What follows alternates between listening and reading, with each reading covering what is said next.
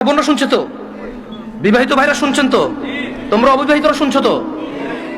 আমি তোমাদেরকে আজকে এমন এক গল্প শোনাচ্ছি গতকালের, যেটা তোমার সারা জীবনের শিক্ষণীয় হতে পারে।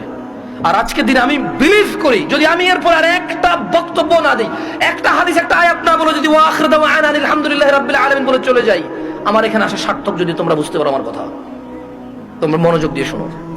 গতকাল এমন একটা প্রশ্ন আসছে আমার কাছে, আমি তালাক সম্পর্কে কথাটা মনোযোগ দিয়ে শুনবেন। এখানে অবিবাহিত কারা আছো? হাত তোলো তো, অবিবাহিত কারা আছো? ঠিক আছে। আর হাসার কি, এই বাঙালি যেটাই কই এটা হাসে, কি দুনিয়াটা কৌতুক বলে যায়।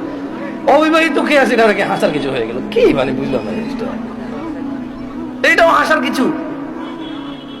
ভাই আমি এখানে বললাম যে অবিবাহিত কারা আছে, সবাই হাসা শুরু করতে, মানে কি করে শরম পাইছে? আপনাকে বলছো ওরা শরম পাইছে? কে বলছে? জবাব দিয়েছেন কে? আপনার তো জবাব তো ঠিক হয় না ওদের পক্ষ থেকে। ওরা তো বলে না ওরা শরম পাইছে, ওদের কাছে মনে হচ্ছে হুজুর এখন কৌতুক করবে। বিবাহিত যারা আছো হাত তোলো তো, মাশাআল্লাহ তোমাকে বসেন। তো আমি তেমন কখনো ব্যক্তিগত বিষয়ে তেমন বলি না মাহফিলে, এটা আপনারা অনেকে হয়তো জানেন যারা আমাকে চেনেন। গতকাল আমার কাছে এক প্রশ্ন আসলো তালাক বিষয়ে। আমি বেশিরভাগ সময় অ্যাভয়েড করি তালাক বিষয়ে প্রশ্ন। এমনিতে আমি নর্মালি কোনোদিন কোনো ফতোয়া দিই না। যখন নতুন নতুন বাংলাদেশে আসছিলাম আমি সৌদি আরব থেকে, তো আর অনেক ছোট ছিলাম, রক্ত অনেক গরম ছিল, তখন আমি বিদআত শিরক এগুলো নিয়ে প্রায় ফতোয়া দিতাম, আর অনেক ভেজাল লাগতো। সত্যি কথা, আল্লাহ আমাকে আশ্রয় দিয়েছে। তখন আমার উস্তাদরা, বড়রা যারা আছে, তারা আমাকে বললো যে জামশেদ তুমি ফতোয়া দিও না, কোরআন সুন্নাহ থেকে মানুষকে তুমি আহ্বান করো, ভালোর দিকে ডাকো, মন্দের দিকে নিষেধ করো, আল্লাহ তোমাকে যতটুকু তৌফিক দিয়েছে। ফতোয়া অনেক বিস্তর বিষয়, অনেক সিচুয়েশনের উপরে ফতোয়া চেঞ্জ হয়। দেখা যায় একই বিষয়, মানে সাবজেক্ট এক, পরিস্থিতিতে দুই রকম অ্যান্সার হয়। তো তোমার এখনো সেই প্রজ্ঞা যদি না হয় তুমি দিও না, আর প্রজ্ঞা হলে দিও। তা আমি ওনাদের কথা চিন্তা করেছি যে আমার সেই প্রজ্ঞা হয়নি যে আমি দিব। কারণ এখানে হানাফিরা বলে যে একসাথে 3 তালাক দিলে হয়ে যায়, আর শাফি হাম্বলিরা বলে যে যতবারই তালাক দেয় একবার।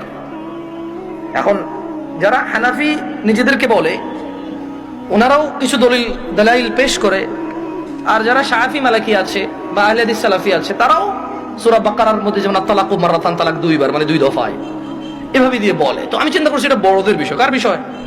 এটা আমার ম্যাটার না, আমার এত জিম্মেদারি নেওয়ার এখনো কতটুকু যোগ্যতা হয়নি। তো বেশিরভাগ তালাকের যখন প্রশ্ন আসে, আমি বড় বড় আলেম যাদেরকে চিনি, যেমন আমি সৌদি আরবে ছিলাম, তাহলে বেশিরভাগ যাদেরকে আমি চিনি তারা মদিনা ইউনিভার্সিটির স্কলার, কেউ হাফার বাতান ইসলামিক সেন্টারের লেকচারার, কেউ রিয়াদ ইসলামিক সেন্টারের লেকচারার, কেউ আল আহসা ইসলামিক সেন্টারের লেকচারার সৌদি আরবে, যাদের সাথে আমার পরিচয় আছে খুব ছোটবেলা থেকে, আমি যাদেরকে চিনি, যারা আমাকে খুবই আদর করে। তো আমি যেটা করি, যখন এই তালাকের মাসলা মাসাইল আসে, নর্মালি কোনো প্রশ্ন আসলে আমি জবাব দিই না, কিচ্ছু রিপ্লাই করি না, কারণ আমি জানি আমি ফতোয়া দিব না, আমি ইগনোর করার চেষ্টা করি। খুব সহজ থেকে সহজ প্রশ্ন আসলো দিতে চাই না, কাউকে না কাউকে ট্রান্সফার করে দিই। তো ওই একটা বোন মেসেজ লিখলো, আমি ওয়ালাইকুম আসসালাম দিয়ে লিখেছি আপনি যে কোনো প্রশ্ন লিখে করেন। তখন সে লিখে প্রশ্ন করলো যে তালাকের বিষয়। আমি বললাম যে আমি তালাকের বিষয়ে ফতোয়া দিতে জানি না, আমি একজন বড় আলেমের নাম্বার দিচ্ছি, আপনি ওনার সাথে কথা বলে আপনি জেনে নেন, হোয়াটসঅ্যাপে মেসেজ দিন, ওনাকে কল করে দিন, সমস্যা নেই। এখন উনি আমাকে একটা ভয়েস মেসেজ পাঠালো যে ওনার হাজবেন্ড ওনাকে তালাক দিয়েছে 3 বার। এখন উনি নানা হুজুরের কাছে গিয়েছে যে উনি এখন এই স্বামীর ঘর করতে পারবে কিনা, ওনার স্বামী অনুতপ্ত, উনিও অনুতপ্ত। আমার বোনরা শুনছে তো না? আমার বোনরা শুনছে তো? বিবাহিত ভাইরা শুনছেন তো? তোমরা অবিবাহিতরা শুনছো তো? আমি তোমাদেরকে আজকে এমন এক গল্প শোনাচ্ছি গতকালের, যেটা তোমার সারা জীবনের শিক্ষণীয় হতে পারে।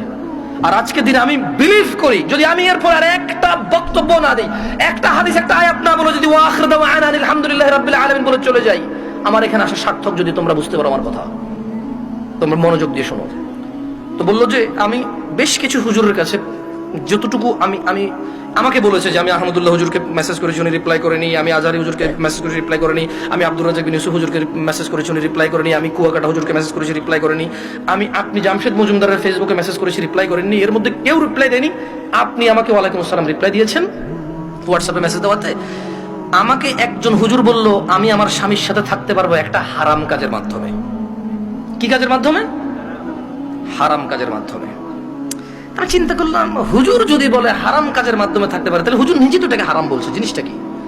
তখন আমি বোনকে আর সাহস করে কিছু না বলে আমি শেখ মুস্তাফিজুর রহমান বিন আব্দুল আজিজ আল মাদানী হাফিজাহুল্লাহ, উনি সৌদি আরবে হাফারুল বাতান ইসলামিক সেন্টারে ছিল,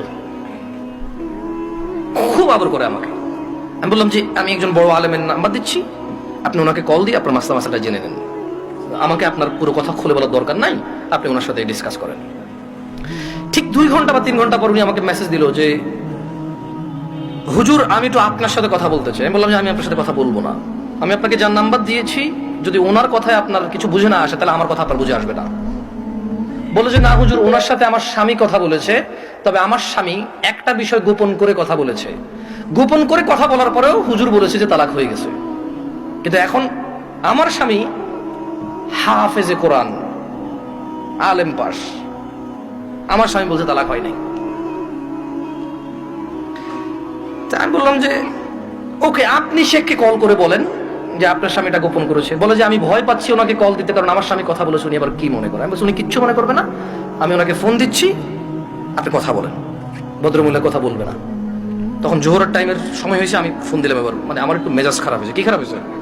মেজাজ খারাপ হয়েছে। ওই ভদ্রমহিলা আমাকে বারবার বলতে চেষ্টা করতেছে যে আমার একটা বাচ্চা আছে, যদি এখন আমরা স্বামী স্ত্রী আলাদা হয়ে যাই আমার বাচ্চাটার কি হবে, কনসার্ন কোথায়?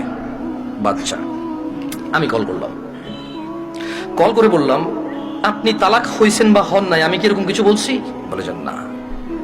আমি বললাম ধরে নেন আপনার স্বামী আপনাকে তালাক না দিয়ে যদি গলায় একটা কোপ দিত, আপনার গলাটা কাটতো কিনা? বলে যে কাটতো। আমি বললাম তালাক দিল, তালাক হবে।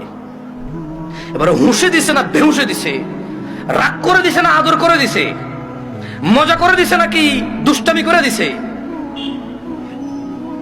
এইটা ম্যাটার না। আপনার স্বামী যদি আপনাকে 5 তলা বিল্ডিং থেকে রাগ করে অথবা রাগ না করে হাসি মুখে অথবা দুষ্টামি করে যদি আপনাকে ধাক্কা দিত, আপনি কি পড়তেন 5 তলা থেকে? বলে যে পড়তাম। তাহলে আপনার কেন মনে হচ্ছে না যে আপনার স্বামী আপনাকে রাগের মাথায় তালাক দিলে হবে না? রাগের মাথায় ধাক্কা দিলে যদি 5 তলা থেকে পড়ে আপনার হাত পা ভেঙে যায়, মরার সুযোগ থাকে, মরে যেতে পারেন আপনি, এরকম সম্ভাবনা থাকে, তাহলে কেন আপনার স্বামী আপনাকে তালাক দিলে তালাক হবে না? মানতে অসুবিধা কোথায়? যে আল্লাহ আপনার এই স্বামীকে কবুল বলার পরে ওর সাথে থাকা বৈধ করেছে, সেই আল্লাহই তো 3 তালাক পরিপূর্ণ হয়ে গেলে থাকাটা অবৈধ করেছে। যিনি আপনাকে এর সঙ্গ দেওয়ার জন্য বৈধ করেছে, আপনি মেনেছেন সেটা, উনি যখন অবৈধ করেছে সেটা মানছেন না কেন আপনি? প্রবলেম কোথায় আপনার? আপনার বাচ্চা, যদি আপনার হাজবেন্ড কালকে অ্যাক্সিডেন্ট হয়ে মারা যায়, মৃত্যুর পর আপনার হাজবেন্ডকে নিয়ে আসতে পারবেন জীবিত করে? না। যদি আপনি মারা যান কালকে, আপনার এই বাচ্চা কি মাহারা হবে না? হবে। ওকে, আপনার দুইজনই উভয় মারা গেলেন, কোন অ্যাক্সিডেন্টে বাচ্চাকে রেখে গেলেন, বউ জামাই গেলেন কোথাও ঘুরতে বা ডাক্তার দেখাইতে, অ্যাক্সিডেন্টে 2 জন মারা গেলেন, আপনার এই বাচ্চা থাকবে কিনা? বলে থাকবে। তো তখন আপনাকে কি ফিরেতে পারবে কেউ মৃত্যু থেকে? না। তা আপনি কেন আল্লাহর বিধান মানতে অসুবিধা হচ্ছে যদি পরিপূর্ণ তালাক হয় আপনার? আমি বললাম শেখকে কি প্রশ্ন করেছে? বলে যে ও আমাকে বিয়ের পরে, মেয়ের বয়স মাত্র 18 বছর, বললা ভাই আমি কথা বলতাম না, আমাকে ভয়েসে বলেছে যে ভাই আমার বয়স মাত্র 18, আমার একটা বাচ্চা আছে, আমার স্বামী খুব বদমেজাজি, আমাকে তালাক দিয়েছে, এখন ও অনুতপ্ত থাকতে চাই। কত বছর বয়স মেয়ের? শুধু 18, একটা বাচ্চার মা। যে বাচ্চা, ওই বাচ্চার বয়স আমাকে বলেছে যে 3 মাস বা 3 বছর, আমার সঠিক মনে নাই, এরকম কিছু বলেছে। আমি বললাম আপনি কি মানে নিজে নিজে পছন্দ করে বিয়ে করেছেন নাকি বাবা মা পছন্দ করে বিয়ে দিয়েছে? বললো যে বাবা মা পছন্দ করে বিয়ে দিয়েছে। আমি বললাম বিয়ের আগে স্বামীকে চিনতেন না? বলে যে না। আমি বললাম আপনার স্বামী নামাজ পড়ে না, ঠিক না? বলে যে হ্যাঁ। আমি বললাম আপনার স্বামী তো নামাজ পড়ে না, ঠিক না? হ্যাঁ। বললাম আপনার স্বামী হুজুর আলেম এগুলো বলে লাভ কি, হাফেজ বলে লাভ কি? ও তো নামাজই পড়ে না, ও তো ধর্মর কোনো মূল্যায়নই করে না। ও আপনাকে তালাক দেয় আবার রাখে, আবার তালাক দেয় আবার রাখে, আবার তালাক দেয় আবার রাখে, এখনো আপনাকে রাখতে রাজি আর আপনি ওর কাছে থাকতে রাজি। তো বললো যে প্রথমে একদিন তালাক দিল, তালাক দেওয়ার পর ওনার স্বামী বিলিভ করে একসাথে 3 তালাক দিলে তালাক হয়ে যায়। ওনার স্বামী, এটা দেখেন আমি আবার বলি, এটা আমি বলছি না, উনি বলছে যে ওনার স্বামী হাফেজ এবং আলেম পাশ মেবি, বা হাফেজ এটা কনফার্ম আমি। তো বললো যে উনি জানে যে এক বৈঠকে 3 বার তালাক দিলে তালাক হয়ে যায়, কিন্তু শেখ মুস্তাফিজুর রহমান বিন আব্দুল আজিজ মাদানীকে যখন ফোন করেছে তখন উনি বলেছে আচ্ছা ধরলাম একবার, 3টাকে কয়বার ধরলাম? এক বৈঠক ধরলাম। বলে যে আপনাকে হাত দিছে? বলে যে হ্যাঁ আরেকবার দিছে। বলে যে ওটাকে আবার ধরলাম। বলে যে হাত দিছে? বলে যে সে গোপন করছে, কিন্তু সে একদিন আমাকে বলছে তোমাকে আমি তালাক দিলাম, তুমি যাচ্ছ না কেন? এই কথাটুকু শেখের কাছে সে গোপন করেছে। কি করেছে? শেখ নাকি তখন প্রশ্ন করেছে আপনি যদি হানাফি মাসলাকের হন, জীবন যদি হানাফি বিধান অনুযায়ী চলেন, আর আপনার স্বামী নিজে যেহেতু হাফেজ বা আলেম, ও তো এটা জানে যে এক বৈঠকে 3 বার দিলে হয়ে যাচ্ছে। আর কোরআন সুন্নাহ অনুযায়ী যদি আপনি শাফি মালিকের দিকে আসেন, সেই ক্ষেত্রে ওনারা এক বৈঠকে যতবারই দেয় কয়বার ধরে? একবার। তো বলো যে অনেক সময় আমরা ফতোয়া দিই যে ঠিক আছে, মানে আপনি হানাফি কোনো বড় বিজ্ঞ আলেম থেকে মাদ্রাসা থেকে ফতোয়া নিয়ে ওনারা লিখিত ফতোয়া দেয় কি সেটা আপনি জেনে নেন। মানে তালাক নিয়ে তেমন কেউ ভেজাল করতে চায় না, কারণ মারামারি কাটাকাটি হয়ে যাবে, বোঝেন নাই, মিছিল মিটিং হয়ে যাবে। এক গ্রুপ বলবে তালাক হয়ে গেছে, আরেক গ্রুপ হয় নাই, বলবে যে জানা করতেছে অমুক হুজুরের কথায়। ভাই এটা বিশাল বড় একটা প্রবলেম, বুঝছেন না, বোঝেন নাই। সত্যি আমার পক্ষে সলভ করা সম্ভব না। তখন আমি ওই বোনকে বললাম যদি আপনার তালাক হয়ে যায় চলে যান, ইদ্যত পালন করে কোথাও বিয়ে বসে যাইয়েন, আর পরবর্তী স্বামীর যত্ন নিয়েন। করে দিয়েছে। তো আমি ওই মহিলাকে বললাম যে আপনার তালাক হয়েছে বা হয় নাই, ফটো দেওয়ার আমার যোগ্যতা নাই। আপনি যদি মনে করেন আপনার স্বামী গোপন করেছে, শেখের সাথে তালাক একবার তালাক দিছে যেটা গোপন করেছে, আপনি ওনার সাথেই কথা বলেন। তো আমি আমার বোনদেরকে বলবো, বোন ও আচ্ছা, আমি ওই মেয়েটাকে এতটুকু বললাম যে ছেলে আপনাকে 3 বার তালাক দিল, 3 বার, আপনার কাছে কেন মনে হয় ও চতুর্থবার দিবে না? আবার আপনার কাছে কেন মনে হলো যে ও চতুর্থবার দিবে না? আর এই তো আপনি এই স্বামী ছাড়া থাকতে পারবেন না, আপনার একটা বাচ্চা আছে, কেন আপনি স্বামীর সাথে এমন ব্যবহার করলেন যে ও তালাক পর্যন্ত গিয়ে পৌঁছালো? ওর উপায় কি? ওই বেচারার উপায় কি? ধরলামও খারাপ, ওর যেতে নিকৃষ্ট পুরুষ আর এই পৃথিবীতে আমি ধরে নিলাম। আপনি যদি ওর সাথে এমন ব্যবহার করেন যে ও তালাক দেওয়া ছাড়া রেখে উপায় নাই, একটা ঘরে আগুন লেগে গেছে, বের হবে না মানুষ বের হবে না?